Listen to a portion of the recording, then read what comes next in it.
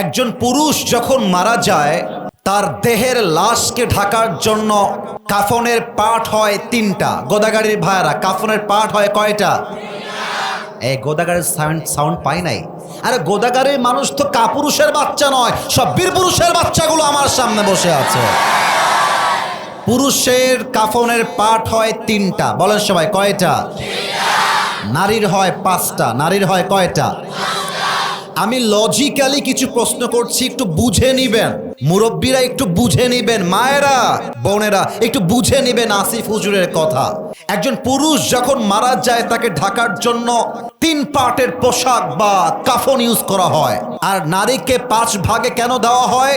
কারণ নারীর কোনো বডির পার্ট শো করানো যাবে না। আমার প্রশ্ন, জাস্ট 5টা পার্টেই কিন্তু শেষ হয় না। দেখবেন নারীর লাশের উপরে পুরোটা চাদর দিয়ে ঢেকে দেওয়া হয় যাতে করে কেউ দেখতে না পারে। আচ্ছা, গোদাগাড়ির কাছে একটা প্রশ্ন, গোদাগাড়ির যুবকদের কাছে, মুরব্বীদের কাছে একটা প্রশ্ন। মরে যাওয়া লাশ একজন নারীর লাশ। দুলাভাই যদি এসে বলে আমি আমার শালিকে বড্ড ভালোবাসতাম, শালি আমারে বড্ড শ্রদ্ধা করত, সম্মান করত, আমার শালির লাশটা আমি দাফন করব, একটা কথা আওয়াজ দিয়ে বলবেন। কোন মুসলমান কখনো শালির লাশকে দাফন করবার জন্য দুলাভাইকে পারমিশন দিবে? এত আসতে কেন, জোরে বলেন, দিবে? যেই দুলাভাইকে মৃত্যুর পরে লাশটা নামাবে পারমিশন দেওয়া হয় না, অথচ জীবিত থাকা অবস্থায় এই শালি দুলাভাইয়ের সঙ্গে ওপেনলি পাবলিক প্লেসে বাইকের পেছনে জড়ায় ধরে ঘুরে বেড়াতো। আমি ভুল বললাম না ঠিক বললাম? বলেন সবাই। আর একটা প্রশ্ন গোদাগাড়ির কাছে রাখতে চাই। এই প্রিয় বোন আমার, আপনি মরার পরে 5 পার্টের কাফনে জড়িত হলেন, দুলাভাই পর্যন্ত আপনার লাশ দেখতে পারবে না।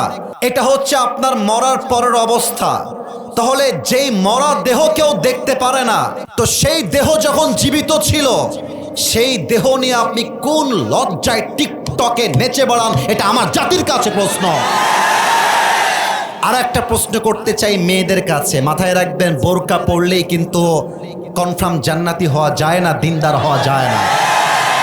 যাও তুমি রাজশাহীর পার্কে ঘুরে আসো, যাও তুমি মুক্ত মঞ্চে ঘুরে আসো, যাও তুমি পদ্মা গার্ডেনে ঘুরে আসো, দেখবা যত মেয়ে প্রেম করে তার 80% বোরকাওয়ালিরাই প্রেম করে বেড়ায়। বলো, দেখলেই মনে হবে यार ये तो अभी के अभी जन्नत से भागकर दुनिया में आई है माशाअल्लाह।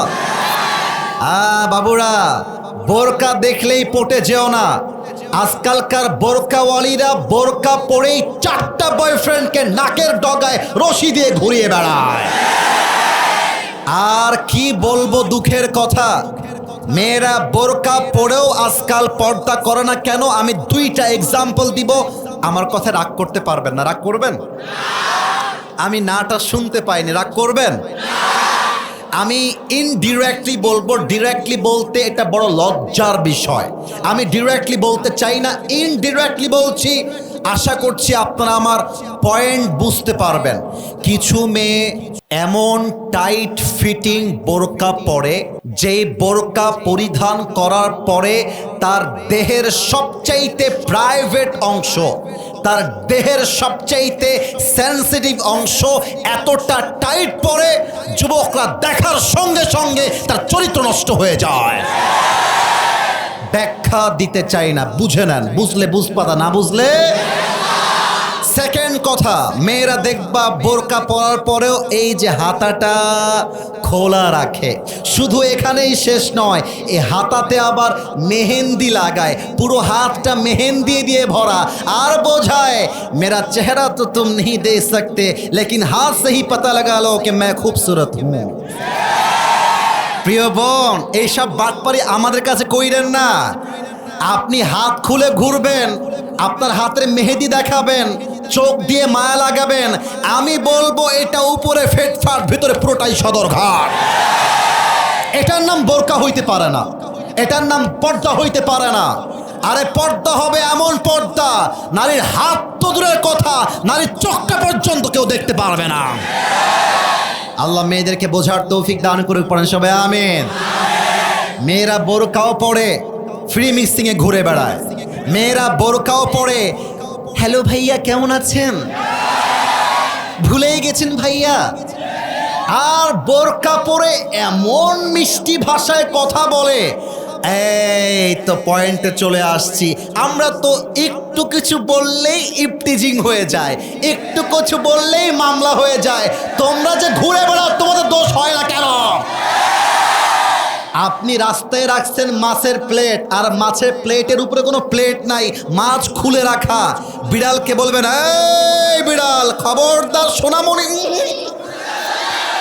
বিড়াল বলবে, তুই যতই ওয়াচ কর কাজ হবে না, আমি মাছ খেয়েই ছাড়বো। প্রিয় বোন, আমাদেরকে ইফটিজিং মামলা দেওয়ার আগে আপনাকে আপনার বোরকা ঠিক করতে হবে, আপনাকে আপনার পোশাক ঠিক করতে হবে, চরিত্র ঠিক করতে হবে। আমরা কিছু বললেই দোষ হয়ে যায়। কি বলবো, বোরকাওয়ালি মেয়েদের রুচিও খারাপ। আজকালকার দিনদার পছন্দ হয় না, গাঞ্জাখোর মেয়েদের বেশি পছন্দ হয়। আল্লাহ মেয়েদেরকে হেদায়েত দান করুক, পড়েন সবাই আমিন। আমি কি কথা একটাও মিথ্যা বলেছি? আমি যা বললাম মিথ্যা না, সত্য। 2 নাম্বার কথা আমার মুরব্বীদের জন্য, যদিও বা আজকের মাহফিলে 95% আপ, 95% আজকের মাহফিলের শ্রোতা আমার কলিজার টুকরা যুবক ভাইরা এসেছে। তবে কিছু মুরব্বী আছে, এটা অস্বীকার করা যায় না। আমার আব্বাজানের পায়ে হাত রেখে 2টা কথা বলবো। আব্বাজান, আমি আপনার নাতি, আমি আপনার ছেলে, আপনি আমার দাদা, আপনি আমার নানা। ও আব্বাজান, ও দাদা যান, ও নানা যান, আপনি যখন গোদাগাড়ির মাটিতে চায়ের দোকানে বসে পায়ের উপরে পাটা তুলে টানেন না, এটা দেখতে ভালো লাগে না আব্বাজান, এটা পছন্দ হয় না আমাদের কাছে। 2 নাম্বার কথা, আব্বাজান আমি আপনাকে জান্নাতে নিতে চাই বলেই বলছি, আমি আপনার শত্রু নই। আব্বাজান, নিজে দাড়ি রাখলে জান্নাতে যাওয়া যায় না, 5 ওয়াক্ত নামাজ পড়লেই জান্নাতে যাওয়া যায় না। আপনার ছেলের বিয়ের বয়স হয়েছে, আপনি বিয়ে দিতে চান না, এটার জন্য আপনি জাহান্নামে যাবেন। আমার আব্বাজানদেরকে বলবো, আব্বাজান আমি যুবকদেরকে উস্কায় দেওয়ার জন্য আসি নাই, তবে মাথায় রাখবা, বিয়ে ছাড়া একজন যুবকের চরিত্র রক্ষা করবার সেকেন্ড কোনো অপশন বাংলাদেশে নাই। এখন আব্বা বলবে, হুজুর আমার ছেলে তো কামাই করে না, টাকা নাই, বাড়ি নাই, পয়সা নাই। আরে আমার কথা, আমি সেই মেয়েকে বিয়ে করব যে আমার সঙ্গে ডাল ভাত খেয়েও থাকতে পারবে। আমি সেই মেয়েকে বিয়ে করব, ভাত হবে আমার, গোস্ত হবে আমার, 2 পিস হবে গোস্ত, 1 পিস খাবে সে, 1 পিস খাবো আমি। That is the solution. আর আব্বাজান আপনি কি বলবেন? আমার কথাটা একটু শোনেন। আব্বা বলবে, ছেলের আব্বা, এই কার আব্বা? না শুনি নাই, কার আব্বা? ছেলের আব্বা বলবে যে বাবা তুই বিয়ে কর, তোর যদি মাসে 2-3 হাজার টাকা লাগে, তোর বাপ ইনশাআল্লাহ ব্যাকআপ ফাইল হয়ে তোর পাশে আমি আজীবন ছিলাম, আজীবন থাকবো। আর মেয়ের বাবা বলবে যে বাবু বিয়ে করবা করো, কিন্তু আমার মেয়ের দায়িত্ব আমার ছিল, আমারই থাকবে। 1 বছর 2 বছর তুমি চাকরি খোঁজো, ব্যবসা করো, যখন তুমি স্ট্যাবলিশ হবা, সফল হবা, টাকাওয়ালা হবা, তখন তুমি আমার মেয়ের দায়িত্ব নিয়ে সব চালাবা। ততক্ষণ পর্যন্ত বাবারে বাবা প্রেম করিস না, স্বামী হয়ে বাঁচ, বউ হয়ে বাঁচ। বাপের সাহায্য, মেয়ের বাপের সাহায্য, 2টা মিলে গেলেই খাপে খাপ মঞ্জুর বাপ। আল্লাহ বাবাদেরকে বোঝার তৌফিক দান করুন, পড়েন সবাই আমিন। 3 নাম্বার কথা যুবকদের জন্য বলা যাবে না? তোমরা রাগ করে আছো না? বলা যাবে? আমার দিকে তাকাও, এটার নাম ডানে আওয়াজটা বেশি, বামে আওয়াজ পাই না। Okay, let me ask you this question very clearly. Okay, আমি পেছনে যাচ্ছি, এবার বলেন, এইটা আমার মুখে কালো কালো কি? আমাকে পাম দেওয়া যাবে না গো, আমাকে তোমরা পাম দিও না গো, আমাকে জাস্ট বলো যে আমাকে দাড়ি রেখে কেমন লাগছে, তোমরাই বলো। আর স্মার্ট না স্মার্ট? কোনো মেয়ে যদি বলে তুমি রসুলের ভালোবাসায় দাড়ি রেখেছো, তোমাকে বিয়ে করতে পারবো না, তুমি বলে দিবা তোমার মতো মেয়ের জন্য বিটিএস এর হিজড়া ছাড়া পারফেক্ট কোনো অপশন আমার কাছে নাই। আরে যেই মেয়ে আমাকে রসুলের ভালোবাসার জন্য বিয়ে করতে চায় না, দাড়ির জন্য বিয়ে করতে চায় না, ও তো বাড়ির বউ হওয়ার যোগ্যতাই রাখে না। যে আমাকে দাড়ির জন্য বিয়ে করবে সে আমার বাড়ির বউ হওয়ার যোগ্যতা রাখবে। কথা ঠিক আছে কিনা বলেন? তাহলে আমাকে ওয়াদা দাও, বলো সবাই হুজুর। ডানে very active, they are very energetic, they are very powerful. Why you are not man? তোমাদের আওয়াজ নাই কেন? বলেন সবাই হুজুর। আমরা গোদাগাড়ির সন্তান, আপনাকে ওয়াদা দিলাম আজ থেকে দাড়ি আর কাটবো না। আরে বলেন সবাই ইনশাআল্লাহ। 2 নম্বর কথা কিন্তু অনেকের গায়ে লাগবে, বলা যাবে নাকি যাবে না? আর একটু জোরে যাবে। আমি কোনো রাজনৈতিক বক্তব্য দেওয়ার জন্য গোদাগাড়ির মহিশাল বাড়িতে আসি নাই, তবে আগামীতে নির্বাচন আসছে, নির্বাচন হবে, আমার কোনো অবজেকশন নাই। বাট নির্বাচনে নেতা হবে সে যে কোরআনের পক্ষ হয়ে কাজ করবে। আচ্ছা, আমার ডানে একজন আলেম মুহাদ্দিস বসে আছে, ওনাকে দেখা যায় নাকি যায় না? ওনাকে সহ সবার কাছে আমার একটা প্রশ্ন, বিবেকের কাছে প্রশ্ন। একটা মসজিদে ইমাম নেওয়া হবে, ইমামকে নেওয়ার পূর্বে ইন্টারভিউ হয়। ইমামের মোজ কেমন, ইমামের দাড়ি উঠেছে কিনা, ইমাম বিয়ে করেছে কিনা, ওর বই পর্দায় থাকে কিনা, ইমামের চরিত্র কেমন, ও হাফেজ কিনা, ওর যোগ্যতা আছে কিনা, ওর বয়স কেমন।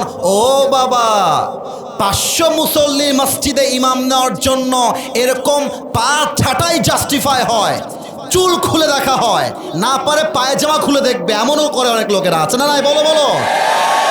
মাত্র 500 লোকের ইমাম নেওয়ার জন্য এত জাস্টিফাই, এত প্রশ্ন, এত ইনভেস্টিগেশন।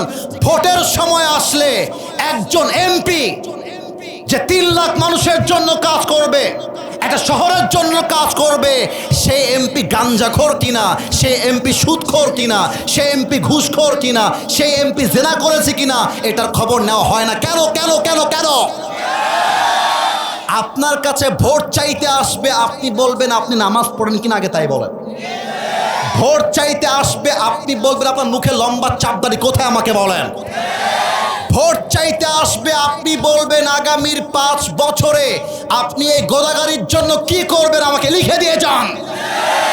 ভোট চাইতে আসবে, সোজা ভাষায় বলবা আপনাকে ভোট দিব সম্মানের খাতিরে, স্যালুট মারলাম পা দিয়ে হাত দিয়ে। কিন্তু ভোটে যাওয়ার পরে যদি রূপ চেঞ্জ হয়ে যায়, এখন হাত দিয়ে মারলাম, পা দিয়েও মারলাম, রূপ চেঞ্জ হইলে হাত দিয়ে না, পায়ের জুতা দিয়ে আপনাকে মারব। ওই সব ধান্দাবাজির সময় শেষ, দেশ পরিবর্তন হয়েছে। আগামীর বাংলাদেশে ক্ষমতার চেয়ারে আমরা কোনো নারীকে আর বরদাস্ত করতে পারবো না। লাস্ট কথা, শেষ কথা, দেখা যাক গোদাগাড়ির মানুষ আমাকে কেমন করে রেসপন্স করতে পারে। আমরা আগামীর সংসদে এমন একজন প্রধানমন্ত্রীকে দেখতে চাই, যেই প্রধানমন্ত্রী চাইলে দেশের জাতীয় সংসদে দাঁড়িয়ে যেমন বক্তব্য দিবে, আমার দেশের প্রধানমন্ত্রী চাইলে ঢাকার জাতীয় মসজিদ বাইতুল মুকাররমে দাঁড়িয়ে জুমার খুতবা দেওয়ার যোগ্যতাও রাখবে। হাত তুলে বলো ঠিক কিনা? আল্লাহ যেন কবুল করে, পড়েন সবাই আমিন। আপনারা কি আমার কথাগুলো রাগ করলেন? আমি যে কথাগুলো বললাম, 2 ঘন্টা ওয়াজ করলে যেই কাজ হতো আধা ঘন্টায়, আমার মনে হয় সেই কাজটা হয়ে গিয়েছে। আপনাদের বউ আছে কার কার, একটু হাত তুলেন। বউ আছে? আচ্ছা, বউ আছে, হাত নামান, হাত নামান। এবার তোমাদের যাদের বউ নাই, কপাল পোড়া হতভাগা সিঙ্গেলরা হাত তোলো সবাই। ক্যামেরাম্যান জলদি ফোকাস করো। কারো বউ নাই? আমি বিশ্বাস করি না। আল্লাহ সবাইকে দিনদার নেককার বউ দিয়ে দিক, পড়েন সবাই আমিন। আহারে আব্বা বোঝে না রে, আব্বা বোঝে না। শীতকালে যার বউ নাই তার জীবনে কিছুই নাই। আল্লাহ প্রত্যেকটা যুবকের ঘরে ঘরে বউ দান করুক, পড়েন সবাই আমিন। 3টা তাকবীর দিয়ে তাফসীর শুরু হবে। প্রথম তাকবীর দিবে আমার বিবাহিত ভাইয়েরা। বিবাহিত ভাইয়েরা একটা কাশি দেন। বিবাহিত ভাইয়েরা, না না না না, আমি দিচ্ছি, বসে পড়ো। বিবাহিত ভাইয়েরা, আমি কিন্তু আপনাদের পক্ষে আছি, বিপক্ষে নই। দেখা যাক কারা জিতে। নাম্বার আপনারা দিলেই বুঝবেন। It's time for the married people. বিবাহিতদের পালা। বিবাহিতরা আমি বলবো লিল্লাহি তাকবীর, আপনাকে বলতে হবে আল্লাহু আকবার। দেখা যাক বিবাহিতদের জোর কত। লিল্লাহি তাকবীর। ওরে বাবা রে বাবা,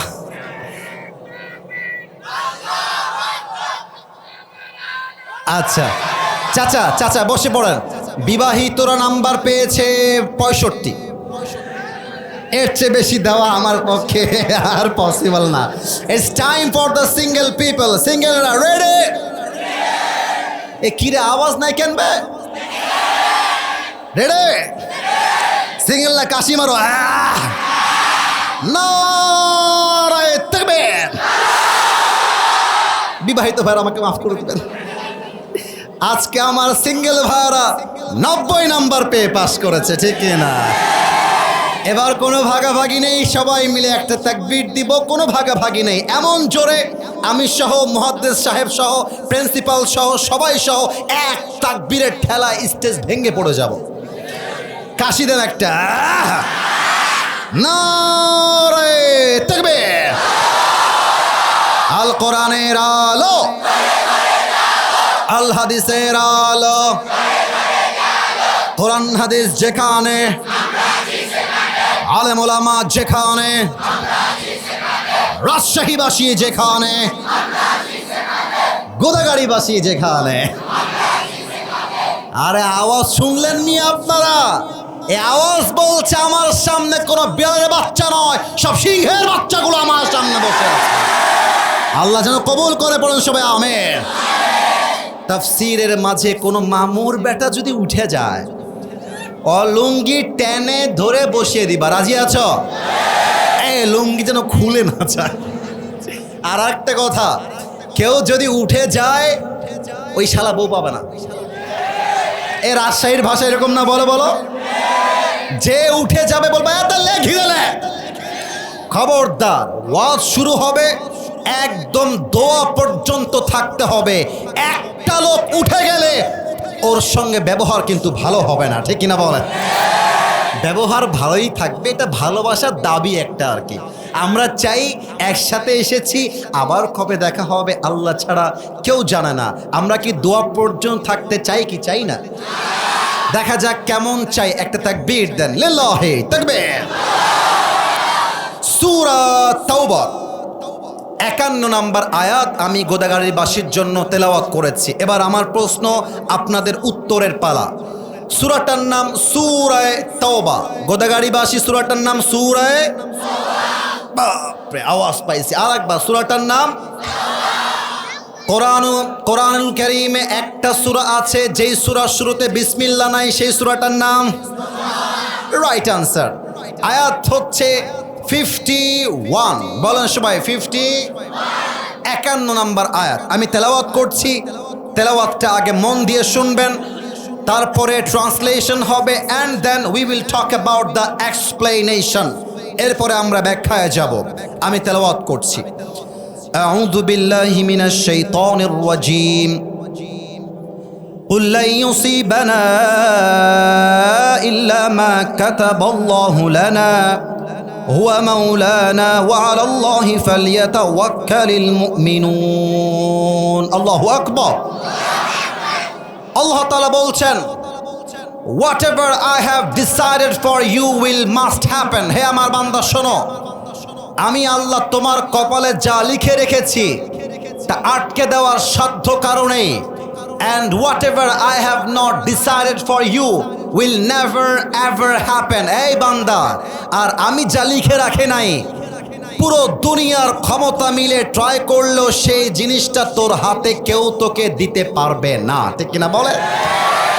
পারো তো পক্ষে কপালে যা ঘটে, জীবনে যা ঘটে, জীবনে যা ঘটছে, এই পুরো ক্ষমতায় আছে এক সত্তার হাতে। বলেন সবাই, তিনি কে? তাহলে আমি বলবো প্রথম বাক্য, আপনারা বলবেন দ্বিতীয় বাক্য। আমার প্রথম বাক্য বুঝাই দেই, যা কপালে আছে তা হারিয়ে যাবে না। আমি বলবো যা কপালে আছে, আপনারা বলবেন তা হারিয়ে যাবে না। রেডি আছেন সবাই? আমি চাই আয়াতটা কলিজার ভেতরে বসে যাবে। Let's try it together. যা কপালে লেখা আছে তা হারিয়ে যাবে না। এবার সেকেন্ড বাক্য, যা কপালে নেই তা কখনো আসবে না।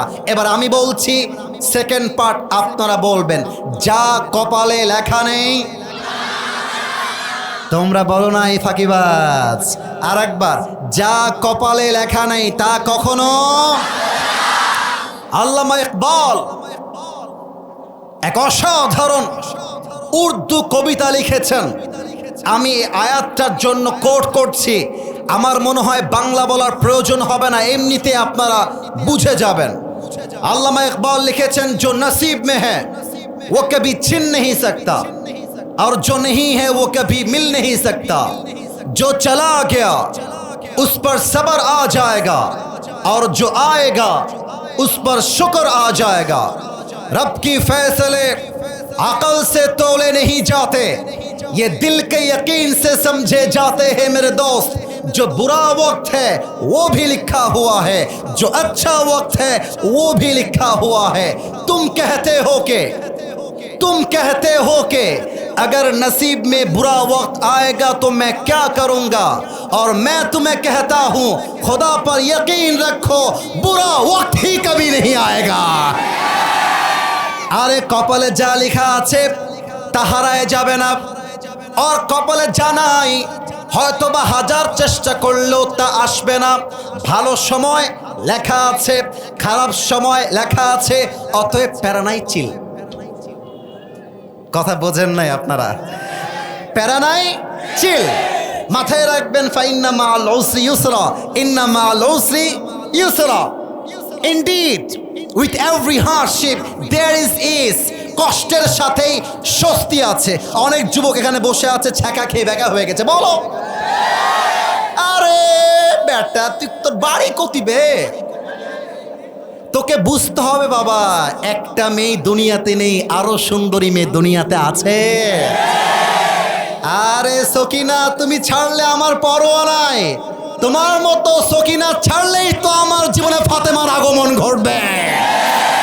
মাথায় রাখতে হবে, কোনো মেয়ে চিট করলে আর বেটা মানুষের তো ছ্যাঁকা খাওয়ার কোনো প্রশ্নই নাই। ও একটা বিয়ে করবে, ওর জন্য একটা বিয়ে জায়েজ। আমি মরদ, আমার জন্য 4টা বিয়ে জায়েজ। ছ্যাঁকা খাইলে তুমি খাবা, I have to enjoy my self. আমার কথা একটা বাবুরা, কোনো মেয়ের জন্য লাইফ নষ্ট করা যাবে না। সালমান শাহের দিকে তাকাও, তার জীবন নিয়েছে তার বউ সামিরা। মেয়ে মানুষ বড্ড ডেঞ্জারাস ভাই, যাই বলে। আমাদের পুরুষদেরকে বিশ্বাস করা যায়, বাট বেশিরভাগ ক্ষেত্রে নারীকে বিশ্বাস করা যায় না। 80% যুবকের জীবন নষ্ট হয় একজন চরিত্রহীন লম্পট মেয়ের জন্য। বলো, অতএব কেউ চলে গেলে যেতে যাও, কিন্তু তুমি তোমার জীবনে এত ভালো কিছু করবা। আরে ওই রকম একটা সকিনা না, একটা জরিনা না, ওইরকম হাজারো সকিনা জরিনা তোমার পেছনে তোমাকে লাইন ধরে বিয়ে করার জন্য। বলো না সবাই? তাহলে আয়াতের মূল মেসেজ, কপালে যদি আল্লাহ মৃত্যু লিখে রাখে কেউ আটকাতে পারবে না, আর আল্লাহ যদি আপনাকে বাঁচাইতে চায় কেউ আপনাকে মারতে পারবে না। রাখে আল্লাহ, মারে কে? মারে আল্লাহ। এবার জাতির কাছে আমার প্রশ্ন, জাতির পিতার নাম কি? তোমাদের মনে হয় এখনো মনের ভিতরে সন্দেহ বসবাস করছে। জাতির পিতার নাম বঙ্গবন্ধু নয়, জাতির পিতার নাম ইব্রাহিম আলাইহিস সালাম। বলো, কোন বাপের কথা বলে জাতির উপরে চাপাই দিলে জাতির পিতা হওয়া যায় না। জাতির পিতা হতে হলে বুকের তাজা রক্ত দিয়ে ইমানের পরীক্ষায় পাশ করতে হয়, ঠিক কিনা বলে? অতএব মুসলমানদের জাতির পিতার নাম বঙ্গবন্ধু না ইব্রাহিম আলাইহিস সালাম। আচ্ছা দেখেন তো, নমরুদ এ কথা কে বলে? কলিজা, কলিজা। কথা না বলি, কথা না বলি, একটু চুপ থাকি, যা করা যায় ইশারায়। দেখেন সবগুলো মানুষ চাতক পাখির মতো বসে আছে। এটা গোদাগাড়ির মাটি, এটা ইসলামের ঘাঁটি, ঠিক কিনা বলেন? ইব্রাহিমকে নমরুদ বলছে ইব্রাহিম, আবার কথা বলে না। এতগুলো লোক চুপচাপ। Why you are talking man? কোনো কথা বলছো তোমরা এখানে? এই একদম না, তোমরা কোনো হাসি না, কোনো আওয়াজ চাই না। তোমরা কি ওয়াজ ভালো চাও না খারাপ চাও? ভালো না খারাপ? আমি আর কোনো সাউন্ড চাই না। ইব্রাহিমের শত্রুর নাম নমরুদ। বলেন সবাই কি নাম? নমরুদ বলছে, ইব্রাহিম এক আল্লাহর ইবাদত ছেড়ে দাও, আমাকে রব হিসেবে মেনে নাও, আগুনের পূজা করো, তবে তোমাকে ছেড়ে দিব। যদি তুমি না ছাড়ো তবে তোমাকে আমি আগুনের মধ্যে পুড়িয়ে মারব। ইব্রাহিম বলছেন এক কথা, আমার জীবন যাবে, বাট ইমানের ক্ষেত্রে এক চুল পরিমাণ কোনো কম্প্রোমাইজ চলবে না। ঠিক কিনা বলেন? ইমানের পথে অবিচল থেকে আমার মরণ যেন হয়, তোমারই কাছে মিনতি আমার, তোমারই কাছে মিনতি আমার, মহামহিম দয়াময়। ইমানের পথে অবিচল থেকে আমার মরণ যেন হয়। পরে সবাই আমেন। বিশাল বড় একটা আগুনের কুণ্ডলী জ্বালিয়ে দেওয়া হয়েছে বিশাল বড় মাঠের ভেতরে। নমরুদ বলছে, ইব্রাহিম এক আল্লাহর ইবাদত ছেড়ে দাও, তুমি বেঁচে যাবা। ইব্রাহিম বলছে এক কথা, জীবন থাকতে তোর মতো কাফের সামনে আমার মাথা এক চুল পরিমাণ নত হবে না। ঠিক কিনা বলেন? এবার জিবরাইল আসছে। কে আসছে? আসতে কেন বলেন সবাই, কে আসছে? জিবরাইল কানে কানে বলছে। যুবকরা কি অ্যাক্টিভ আছে কিনা দেখা যাক। কিসে কিসে বলছে? আর একবার কিসে কিসে বলছে? বলছে, ইব্রাহিম আমার কথা শোনো, তুমি আমার কাছে সাহায্য চাও, আমি তোমার জন্য এমন সাহায্য করব তোমাকে নমরুদ আগুনে ফেলতেই পারবে না। কিন্তু ইব্রাহিম বলছে এক মারাত্মক কথা। ইব্রাহিম বলছে, হে ফেরেশতা, হে জিবরাইল, আমি তো এমন কোন রবের ইবাদত করি না যেই রব তার বান্দার দুঃখ কষ্ট নিজের চোখে দেখে না। আরে আমার আল্লাহই আমার জন্য এনাফ, কাউকে আমার দরকার নাই। ঠিক কিনা বলেন? নমরুদ বলছে, ইব্রাহিমকে ফেলিয়ে দাও আগুনে। যখন আমার দুই হাত দেখেন তো সবাই, প্রিয় ভাইরা, দেখা যায়? হাত তুলতে হবে না, দেখা যায় কিনা বলেন? না, আওয়াজটা আগের চাইতে একটু কমে গেছে। দুই হাত দেখা যায়? নমরুদ বলছে, কাফেররা ওকে ধরে আগুনে ফেলিয়ে দাও, ফেলিয়ে দাও। যখন ফেলানো হবে সঙ্গে সঙ্গে আল্লাহ তাআলা বলছেন, হে আগুন, কুলনা ইয়া নারু কুনি বারদান ওয়া সালামান আলা ইব্রাহিম। আল্লাহ বলছে, আগুন আমার ইব্রাহিমের জন্য তুমি এই মুহূর্তে শান্তিদায়ক ঠান্ডা হয়ে যাও। ইব্রাহিম যখন আগুনে পুড়লেন, দেহের প্রত্যেকটা চামড়া জ্বলে পুড়ে ছারখার হয়ে যাওয়ার কথা, কিন্তু আগুনটা ইব্রাহিমের জন্য এত ঠান্ডা হয়ে গেল, দেহের চামড়া পূর্বে তো দূরের কথা, ইব্রাহিমের জামাটা পর্যন্ত স্পর্শ করতে পারে নাই। সুবহানাল্লাহ। কুল্লা ইউসিবানা ইল্লা মা কাতাবাল্লাহু লানা। হে ইব্রাহিম, আমি আল্লাহ তোমাকে বাঁচাবো, পুরো দুনিয়ার কাফেররা মিলে তোমার একটা চুল বাঁকা করতে পারবে না। ঠিক কিনা বলে? আল্লামা দেলোয়ার হোসেন সাঈদী নাম শুনছেন? না, আওয়াজটা এত কম হলে তো হয় না। আল্লামা সাঈদী নাম শুনেছেন? উনি জাস্ট মুরব্বীদের কলিজার টুকরা নয়, উনি হাজার লক্ষ যুবকের কলিজার মধ্যে বসবাস করে। ঠিক কিনা বলে?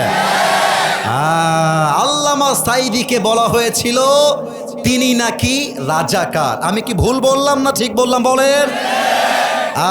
উনাকে বলা হয়েছিল রাজাকার। আচ্ছা, একটা গোপন কথা বলে দেই, এটা হয়তোবা অনেকে আপনারা জানেন, অনেকে আপনারা জানেন না। আচ্ছা, আল্লামা সাঈদীকে এত ট্যাগ বাদ দিয়ে রাজাকারের ট্যাগ কেন দেওয়া হলো? That's the question. আমার কথা কি বোঝা যায়? এই বলো বলো, বোঝা যায়? আরো অনেক ট্যাগ ছিল, রাজাকার কেন?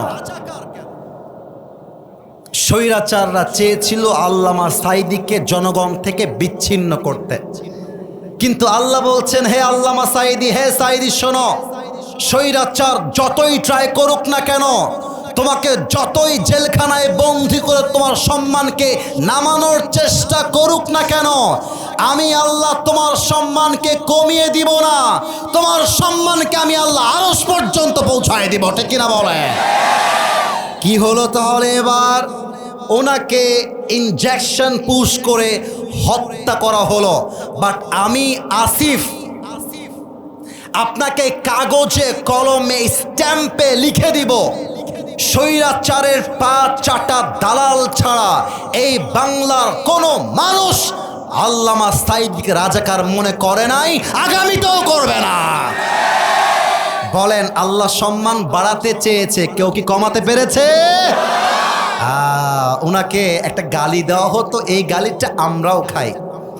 যাওয়ার সময় অনেকে আমাকেও দিতে দিতে দিতে যাবে, সবাই না, কিছু লোক বলবে যে জঙ্গিবাদী কথা বলছে, মৌলবাদী কথা বলছে, মৌলবাদী কায়েম করতে চায়। আরে বেটা, মৌলবাদী বলে গালি নয়, তোমরা আমাদেরকে সম্মান করো। কেমন করে? আল্লামা সাঈদী বলতেন মৌল আসছে মূল থেকে। কি থেকে? কি থেকে? আর একবার জোরে, মৌল আসছে কি থেকে? মূল মানে কোরআন, মূল মানে হাদিস, মূল মানে আল্লাহ তাআলা, মূল মানে হিজ লাস্ট মেসেঞ্জার মুহাম্মদ সাল্লাল্লাহু আলাইহি ওয়াসাল্লাম। আল্লামা সাঈদী বলতেন আমরা হলাম মূলে আছি গাছের গোড়ায়। এবার গোদাগাড়ির মানুষ, আমরা গ্রামের মানুষ। বলেন তো, গাছের আগায় শক্তি বেশি না গোড়ায়? আর भी जोर से আগায় না গোড়ায়? উনি বলতেন বাবুরা, আগায় আছো, চুপচাপ বসে থাকো। বেশি বাড়াবাড়ি করলে 16 কোটি মানুষ মিলে একটা ঝাঁকুনি মারবে, মামুর বাড়ি দিল্লি গিয়ে পড়বা। দিল্লি গিয়েই তারা পড়েছে। অতএব কপালে আমার সম্মান আল্লাহ লিখে দিয়েছে। তোমার মতো কুদ্দুস, তোমার মতো আর আবাল মার্কা লোক আমার একটা বাঁকা পশমকে সোজা করতে পারবে না। ডক্টর মিজানুর রহমান আজহারি, নামটা নতুন শুনলেন মনে হচ্ছে। চাঁপাইনবাবগঞ্জে এসেছিল না? এটা চাপায়ের মাটি, এটা গোদাগাড়ির মাটি। আমার তো মনে হয় গোদাগাড়ির প্রত্যেকটা যুবক সেই দিন আজহারির মাহফিল শুনতে গিয়েছিল। আর আজহারি সাহেব নিজের মুখে বলেছেন চাপায়ের ইতিহাস পুরো বাংলাদেশের সমস্ত ইতিহাসকে ভেঙে দিয়েছে। আর এই কথা 4 দিন আগে আমি চাপাই নিজে গিয়ে বলে আসছি, কারণ আমি না জানি গোদাগাড়ির মাটি কোন মাটি, আমি না জানি চাপায়ের মাটি কোন মাটি। আর এখানকার মানুষ তো ইসলামের জন্য বুকের তাজা রক্ত দিয়ে শহীদ হওয়ার জন্য প্রস্তুত হয়ে বসে থাকে। আজহারিকে 2020 সালে রাজাকার বলে গো ব্যাক টু মালয়েশিয়া, যাও মালয়েশিয়ায় গিয়ে যা করা করো, বাংলাদেশে ঠাঁই হবে না। এই গোদাগাড়ির যুবক ভাইয়েরা, আজকে যারা মালয়েশিয়া পাঠিয়েছিল তারা আজকে নেই, বাট আমাদের আজহারি বুকের পাটাকে উঁচু করে বাংলার মাটিতে ইসলামের জন্য কাজ করছে। ঠিক কিনা বলো? এটাই কপালের খেলা, এটাই কপাল।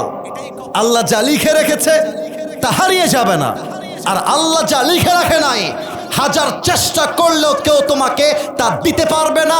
এটার নামই ভাগ্য। ঠিক কিনা বলেন? এবার একটা প্রশ্ন করব, অনেকে আটকায় যেতে পারে, তাই একটু 3 সেকেন্ডের গ্যাপ নেন। 1 2 3। মাথা কি ঠিক আছে সবার? ব্রেন কি অ্যাক্টিভ আছে? আছে আছে। আচ্ছা, এই মোবাইলওয়ালারা মোবাইলটা একটু অফ করে দিয়ে প্রশ্নটা শোনো, প্রশ্নটা শোনো। বলেন তো, মুসলমানদের ইতিহাসে, মাশাআল্লাহ কত সুন্দর অ্যাক্টিভ, মুসলমানদের ইতিহাসে প্রথম যুদ্ধ কি ছিল? নামটা বলেন তো সবাই। এই জোরে, কিসের যুদ্ধ? বদরের যুদ্ধ। আমি আবারও বলছি, বদরের যুদ্ধ। বলেন সবাই, কিসের যুদ্ধ? আর একটা প্রশ্ন, বলেন তো বদরের যুদ্ধে মুসলমানদের সংখ্যা কতজন ছিল? 313। আবার বলেন 300। আচ্ছা, এবার আর একটা প্রশ্ন করছি। নবীজির সবচাইতে কলিজার টুকরা মেয়ে, যার মতো আদরের মেয়ে আর কেউ হয় না, কি নাম? ডানে আওয়াজ পেয়েছি, বামে পাই নাই, সো সরি ফর দ্যাট। মেয়েটার নাম কি? আর একটা প্রশ্ন, লাস্ট কথা, ফাতেমার স্বামীর নাম কি ছিল? আর একটু জোরে, কি নাম ছিল? এবার দেখেন, মুসলমানদের বদরের যুদ্ধ যখন শুরু হয়েছে 300 11 জন সাহাবী সামনে আছে। এখন কিন্তু 313 হয় নাই, 300 কত? এই মরে গেলে কেন? 300। মোট সংখ্যা 311 না মোট 313? 313। দেখেন আল্লাহ রসুল ভাষণ দিচ্ছেন সাহাবীদের জন্য। হে সাহাবীরা, যুদ্ধের জন্য প্রস্তুত হয়ে যাও। তোমার সন্তান ইয়াতীম হতে পারে, তোমার মা সন্তান হারা হতে পারে, তোমার বউ বিধবা হতে পারে, বাট আল্লাহর জমিনে আল্লাহর দ্বীনকে কায়েম করবার জন্য একবার শহীদ হয়ে গেলে সবার সাথে তোমাদের জান্নাতে দেখা হবে। সুবহানাল্লাহ পড়বেন না আপনারা? তোমার নাম কি? হৃদয়। এই দুইজন কিশোরকে দেখা যায়? আরে কথা কহেছেন না কেন গো? দেখা যায়। আচ্ছা, আপনারা আমার কথায় মাইন্ড করবেন না, আমি একটা মন্তব্য করব ওদেরকে নিয়ে এই মুহূর্তে। ওদের বয়স আমার আইডিয়াতে 8, 9, 10। ভুল বললাম না ঠিক বললাম? বসো বসো। এরকম দুইজন কিশোর ছোট্ট বয়স দূর থেকে দৌড়ে দৌড়ে দৌড়ে দৌড়ে আসছে নবীর কাছে। এসে বলছে, ভাব অ্যাটিটিউড কাকে বলে? অ্যাটিটিউড বয়। এভাবে তাকান আমার দিকে ভাই, আমার হাত দেখা যায়? ভাব, বুকের পাটা উঁচা। বলছে, হে রাসূল, আমরা শুনেছি যুদ্ধের জন্য মুজাহিদের প্রয়োজন, বাট সংখ্যায় আপনারা কম আছেন। তো এই যুদ্ধের জন্য আমরা দুইজন মুজাহিদ হয়ে এসেছি। সুবহানাল্লাহ নাই তো আপনাদের মুখে? আরে বয়স 8, 9, 10। হুজুর আমার সাক্ষী, মাজ আর মুআজ আফরার দুই কিশোর, আমরা যুদ্ধে যাব। তো নবী বলছে, বাবু তোমারা তো তরবারি যে তুলবা, লা কুওয়াতা লাকুমা ওয়ালা তাস্তাতিআনি হামলা সাইফ, তোমরা তরবারি তুলে মারবা শত্রুকে, এই শক্তিও তো নাই। বাবু তোমরা নতুন নতুন, যাও যাও, আরে যাও বাসায় যাও, তোমাদের মারামারি করতে হবে না, তোমরা বাসায় যাও। এবার দুইজন বলছে, হে রাসূল, বয়স কম দেখে চান্স দিচ্ছেন না তাই না? মুরনা ফাকাত সাতারা মাযা সাফাল, একবার চান্স দেন, একটা কোপ মারবো, কাফেরদের কল্লা 40 হাত দূরে গিয়ে পড়বে। আল্লাহু আকবার। ছোট মরিচের আরে কথা কয়েছে না কেন বে? ছোট মরিচের একবার চান্স দেন। নবীজি বলছে, বাবুরা তোমরা যে বলেছো তাতেই খুশি, যাও যাও যাও বাসায় যাও। আচ্ছা, এবার আমি আমার হুজুরকে দিয়েই বোঝাই। হুজুর আমার বড় ভাই, আমি হলাম ছোট ভাই। এবার তোমরা কহো, হুজুর আমার কি ভাই আর আমরা কি ভাই গো?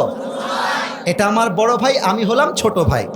তো বড় ভাই যে নবীকে ডাক দিয়ে বলছে, হে রাসূল, ঠিক আছে আমি বুঝেছি আপনি আমাকে চান্স দিবেন না, তবে রসুল ওকে চান্স দিচ্ছেন না, ঠিক আছে আমার বড় ভাই বলছে ওকে চান্স দিচ্ছেন না, ওকে ওর বয়স কম, ওর গায়ে শক্তিও কম, কিন্তু আমাকে দেখেন আমার বয়সও কম, আমার গায়ে জোর আছে। হুজুর একবার চান্স দেন, আমি কাঁপায় দিব। কোন ভাই বলছে? ছোট ভাই না বড় ভাই? এবার ছোট ভাই খেপে গেছে, কি বে তুই কি বলছিস বে? হুজুর এই বেটা খালি গায়ে গতর লম্বা আর বয়সে লম্বা, আসল শক্তি আমার গায়ের ভেতরে আছে। আল্লাহু আকবার। নবীজি পড়ছে মহাবিপদে, কারে বাদ দিয়ে কারে নিবে? ঝামেলা আছে না নাই বলেন? এবার নবীজি বলছে, বাবা এত কিছু বুঝি না, এবার আসো দুইজন মিলে খেলা হবে, কার গায়ে কত শক্তি এবার আমি দেখতে চাই। আমার বড় ভাই কি করেছে? এবার ছোট ভাইকে ধরে ল্যাং মেরেছে। ল্যাং মারা বুঝেন? এমনি ধৈরা দিছে শুয়ায় বড় ভাই, আর ছোট ভাইয়ের বুকে বসেছে আর গলা টিপে ধরে বলছে, তুই যাবি কতিবে? তুই যুদ্ধে যাবি? তোর সাহস আছে বে? বড় ভাই হুমকি মারছে। এবার ছোট ভাই কিন্তু কঠিন বিটকেল, কঠিন মা দে। ছোট ভাই দে, আমার চোখে দেখেন, এক চোখ বন্ধ করে ছোট ভাই বড় ভাইকে, কি বে ভাই, আমি না তোর ছোট ভাই লাগি রে, একটু দয়া করবে, এই শক্তি কমাই দেবে, তুই শক্তি কমা, আমিও তোর সঙ্গে যাবো, আরে একসঙ্গে খাই, একসঙ্গে ঘুরি, আমরা দুই ভাই, তুই একা খান যাবি, আমাকেও নিয়ে চল। আরে গোদাগারের ভাইরা, বড় ভাই ছোট ভাইকে এত ভালোবাসে, বড় ভাই সব ফেলতে পারে, ছোট ভাই আবদার ফেলতে পারে না। আর ঢাকাতে আমার একটা মাহফিল ছিল অক্টোবর মাসের শুরুতে, হাজার হাজার মানুষ, সেখানে আমি সবাইকে বলেছিলাম, ভাইয়ারা আমার, যেই পরিবারে ভাইয়ে ভাইয়ে মিল আছে, ওই পরিবারকে অন্য কোনো বাসার মেয়ে বউ হয়ে এসে ভেঙে দিবে এমন কোনো বাপের বেটি জন্মগ্রহণ করে নাই। বড় ভাইয়ের মনটা গেছে গলে, ছোট ভাই দেখছে তেললে, বড় ভাইয়ের মন যেহেতু গলে গেছে লে ঘিরেলে, ছোট ভাই বড় ভাইকে মানে আমার ভাই এমনি ধরে উল্টাই দিয়ে গলায় হাত দিয়ে বলছে, হে রাসূল আগেই বলেছিলাম, আপনি আমাকে শুনেননি? আগে কি বলেছিলাম? ওর গায়ে শক্তি কম, শক্তি আমার গায়ে বেশি। রাসূল বুঝে গেছে দুইটা চরম লেভেলের ইমানদার। রাসূল বলছে, এদিকে আসো, এদিকে আসো। ডান হাতে মুয়াজ, ডান হাতে মাস, বুকের সঙ্গে জড়িয়ে ধরে বলছে, হে আল্লাহ, কপালে যা আছে তাই হবে। এই কিশোরদের ইমান দেখে এই দুইজনকে আমি আল্লাহর হাবিব বদরের যুদ্ধের মুজাহিদ হিসেবে গ্রহণ করে নিলাম। সুবহানাল্লাহ। হাদিসের শেষে চলে আসছি। এই মাঠটা কিন্তু অনেক বড়, তাই না? আমার তো মনে হয় মাঠের 3 ভাগের 1 ভাগে আমরা মাহফিল করছি, 2 ভাগ maybe it has its own space, ফাঁকা আছে। যুদ্ধের মাঠ এর চাইতে আরো 10 গুণ বড় হয়, বিশাল বড়। কথা বোঝা যায়?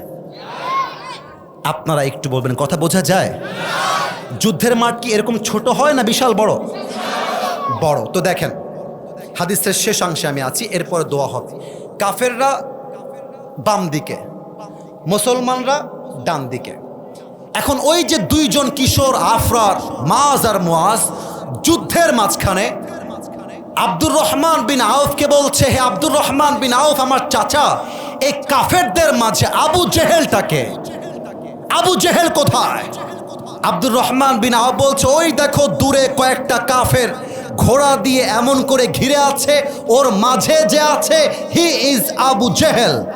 এই তো খেলা শুরু। এবার ছোট্ট 2 কিশোর আবু জেহেলকে দেখতে পেরে একটা দৌড় মেরেছে আবু জেহেলের দিকে। এখন কাফেররা বলছে, এবে ছোট বে কি করবে এরা, ছোট তো কি করবে এরা।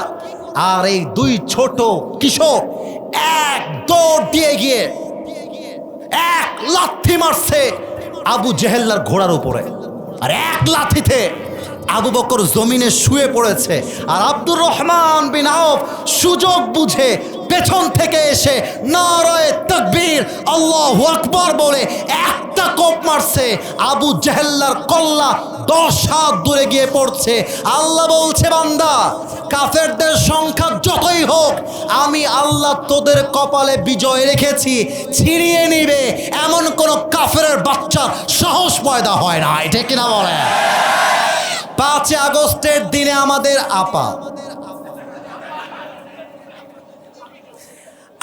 আপার হাতে র্যাব ছিল, আর্মি ছিল, বিডিআর ছিল, পুলিশ ছিল, তথা কথিত গুন্ডালিক বাহিনীও তার হাতে ছিল। আসতে বললে আমি ভাববো আপনারা আমার বিরুদ্ধের লোক। কথা ভুল না ঠিক বললাম? বলেন। আপা ভেবেছে তোরা আমাকে লড়াইতে পারবি না, ক্ষমতা still it is in my hand, আমার হাতে সব ক্ষমতা। আল্লাহ বলছে, বাবু, আল্লাহ বলছে, হাসিনা আপা, তুমি যতই ট্রাই করো, হাজার হাজার ছাত্রের বুক থেকে রক্ত ঝরেছে তোমার স্বৈরাচারী বাহিনীর জন্য। আমি আল্লাহ তোমার পতনকে কপালে সুনিশ্চিত করে দিয়েছি। আর্মি দিয়ে, বিডিআর দিয়ে, র্যাব দিয়ে ক্ষমতার চেয়ার আর দখল করা যাবে না। অতএব আগামী ফেব্রুয়ারি মাসে নির্বাচন হবে। বিএনপি বুঝি না, জামাত বুঝি না, হেফাজত বুঝি না, চরমোনাই বুঝি না, আমাদের একটাই দাবি, আগামীর সংসদ চলবে আল্লাহর কোরআন দিয়ে। 2 হাত তুলে বলো ঠিক কিনা?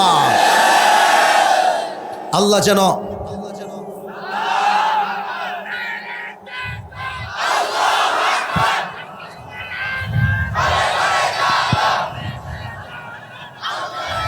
আমার সঙ্গে তাকবীর দেন, নারে তাকবীর। রেইজ ইউর টু হ্যান্ডস, সবাই দুই হাত তোলেন, সবাই দুই হাত তোলেন। একবার আল্লাহকে ডাক দিবেন, কাশি দেন একটা বলেন সবাই আল্লাহ। আমার কলিজা ভরে গিয়েছে, আল্লাহর কলিজাও ভরবে, আল্লাহর কুদরতি মনটা খুশি হয়ে যাবে। একটু হাতটা মুষ্টিবদ্ধ, জাস্ট লাইক দিস, এমনভাবে বলেন সবাই আল্লাহ। আমি তোমার শাহী দরবারে দিল থেকে তওবা করলাম।